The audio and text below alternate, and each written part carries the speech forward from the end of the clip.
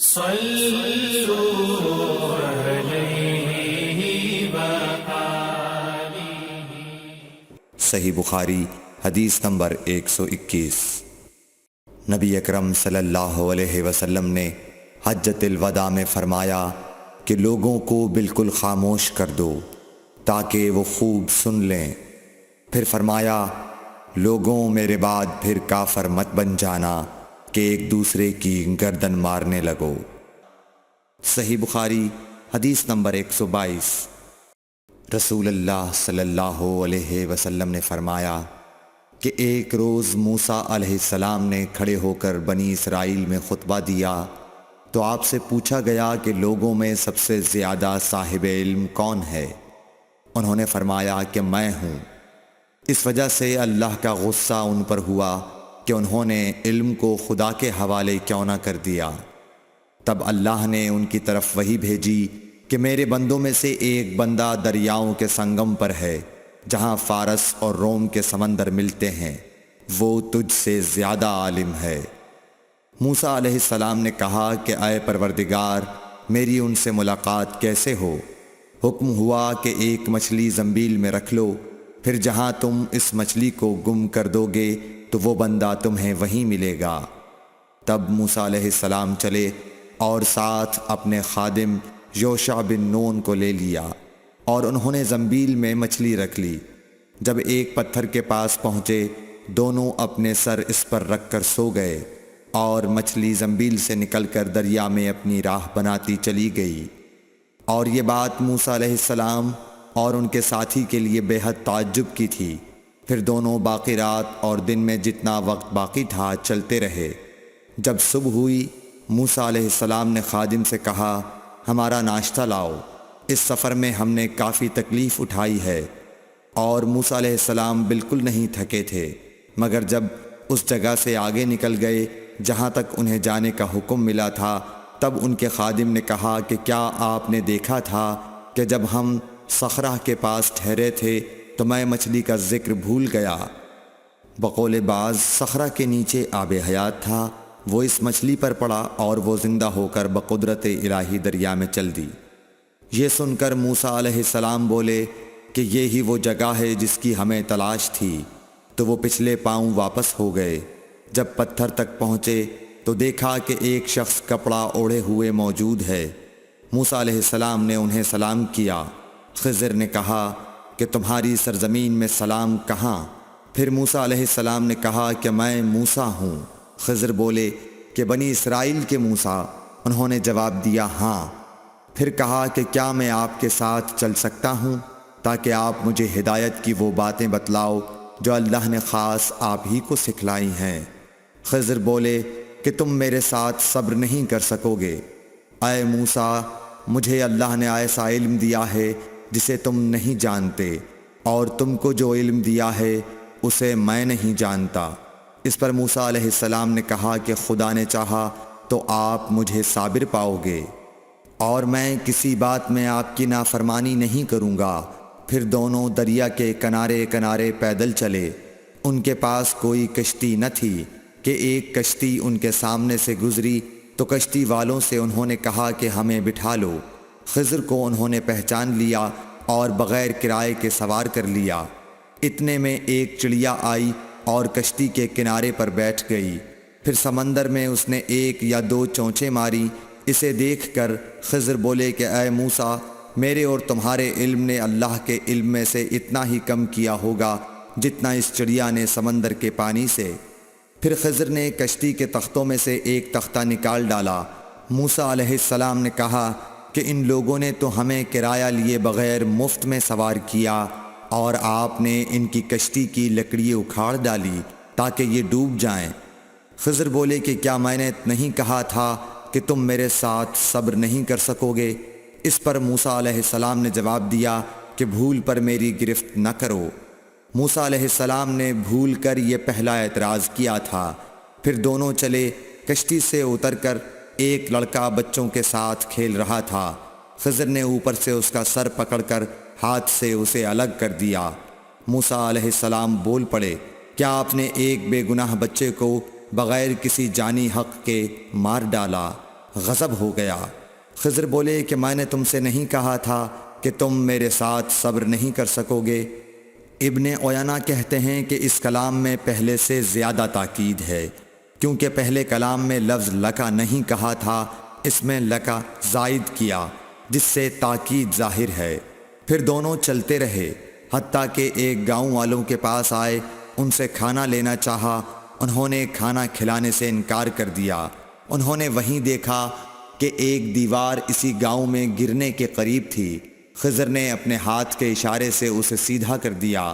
موسیٰ علیہ السلام بول اٹھے کہ اگر آپ چاہتے تو گاؤں والوں سے اس کام کی مزدوری لے سکتے تھے۔ خضر نے کہا کہ بس اب ہم اور تم میں جدائی کا وقت آ گیا ہے۔ جناب محبوب کبریا رسول اللہ صلی اللہ علیہ وسلم فرماتے ہیں کہ اللہ موسیٰ علیہ السلام پر رحم کرے۔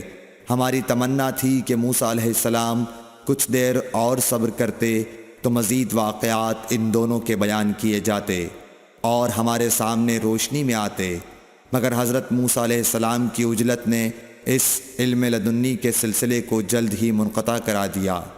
صحیح بخاری حدیث نمبر 123۔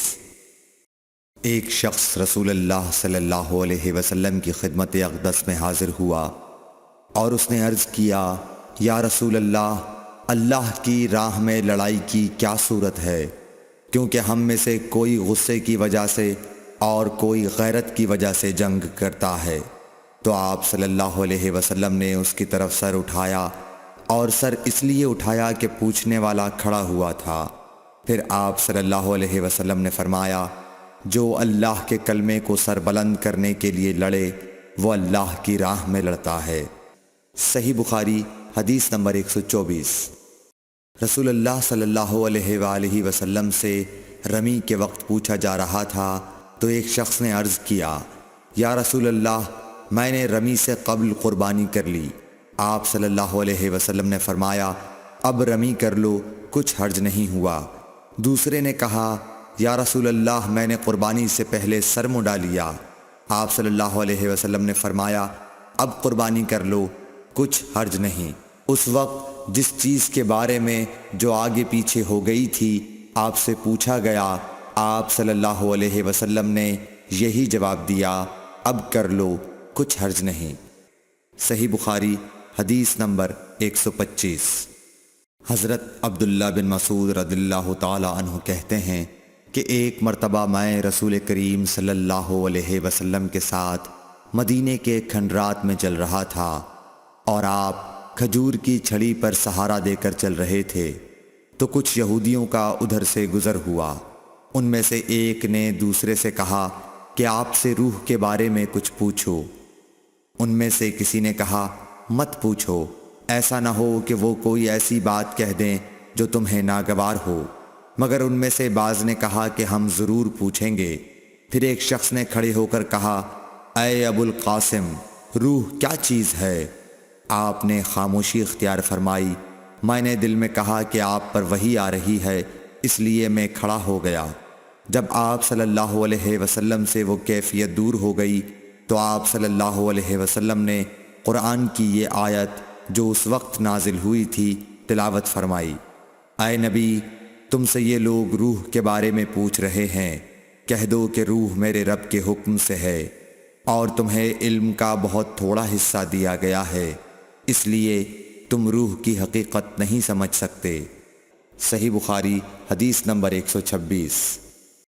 رسول اللہ صلی اللہ علیہ وآلہ وسلم نے ارشاد فرمایا کہ اے عائشہ، اگر تیری قوم دور جاہلیت کے ساتھ قریب نہ ہوتی بلکہ پرانی ہو گئی ہوتی۔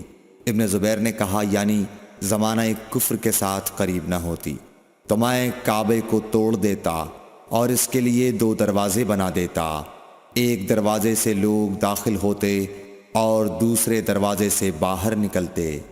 صحیح بخاری حدیث نمبر 127۔ حضرت علی رضی اللہ عنہ کا ارشاد ہے کہ لوگوں سے وہ باتیں کرو جنہیں وہ پہچانتے ہوں۔ کیا تمہیں یہ پسند ہے کہ لوگ اللہ اور اس کے رسول کو جھٹلا دیں؟ صحیح بخاری حدیث نمبر 128۔ ایک مرتبہ حضرت معاذ بن جبل رسول اللہ صلی اللہ علیہ وسلم کے پیچھے سواری پر سوار تھے۔ آپ نے فرمایا، اے معاذ، میں نے عرض کیا حاضر ہوں یا رسول اللہ۔ آپ صلی اللہ علیہ وسلم نے دوبارہ فرمایا، اے معاذ، میں نے عرض کیا حاضر ہوں اے اللہ کے رسول۔